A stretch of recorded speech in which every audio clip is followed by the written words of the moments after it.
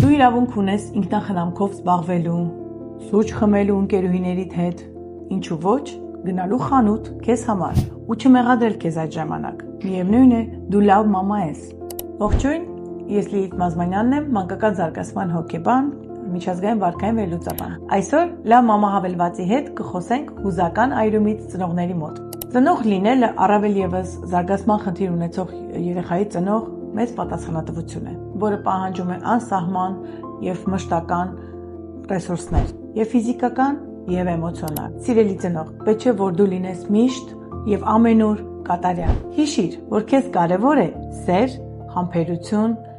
եւ էմոցիոնալ կայունություն։ Այս երեք հատկություններն են, որ քեզ որպես ծնող միշտ ուղղորդելու են։ Հիշիր, որ յուրաքանչյուր երեխայի զարգացման առաջընթացը ընթանում է աստիճանաբար։ Փորձեք նկատել փոքր հաղթանակները ձեր երեխայի զարգացման ընթացքում։ Սա կօգնի նվազեցնել ձեր կերտ ծանրաբեռնվածությունը մեծ սպասելիքների հանդեպ։ Սա կօգնի ձեզ նկատել չնչին, բայց կարևոր առաջընթացները ձեր երեխայի զարգացման մեջ։ Սիրելի մամա,